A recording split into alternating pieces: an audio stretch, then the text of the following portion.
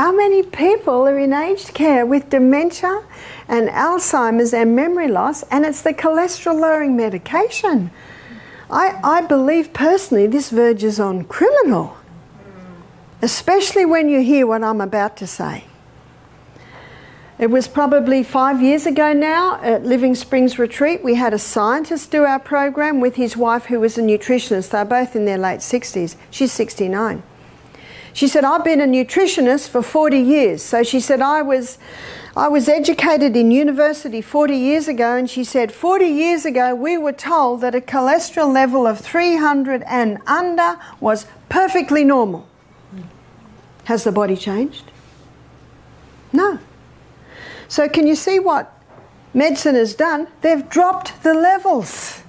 They now say that if you are over 190, you're a walking, talking heart attack. I have had people say that to me.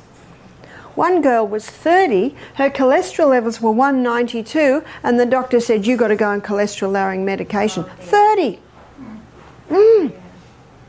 We had a pharmacist do our program. She said, this really annoys me. She said, I know it's only a money-making scheme. Because if you go on an antibiotic, you're on it for a week. If you go on cholesterol-lowering medication, how long are you told you're on it for? Life.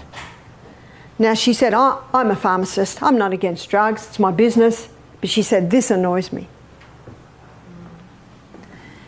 You see, the brain needs fat. So, a study was developed or started, I should say. A study was started in the little town of Framingham. In the little town of Framingham, 30,000 people were assessed. This has been going for 30 years. They started it to prove that cholesterol causes heart disease, but it hasn't. It hasn't at all. Some people with low cholesterol levels are having heart attacks. We had a lady from England do our program. She said, I had a heart attack recently and I had a cholesterol level of 150. She said they did an angiogram, my arteries were clear. What happened there? She was under great stress. You know, great stress can constrict the arteries. There are many factors that come into play, as you probably can see. But what this study showed, the Framingham Heart Study, that's what it's called, it showed that people with high cholesterol levels don't get Alzheimer's. Why don't they get Alzheimer's? Because what does the brain love? Fat. So what's a good cholesterol level? Oh, probably 200, 250. So see what's happened? They've got many people on cholesterol-lowering medication. They've got everyone on the fat-free diet, and because you're not getting the feeling of satiation or satisfaction when you eat, the person eats huge amounts of carbs.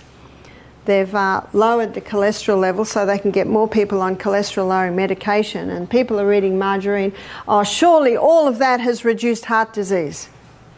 No, it's still the #1 killer in the industrialised nations today, neck to neck, as I said, with cancer.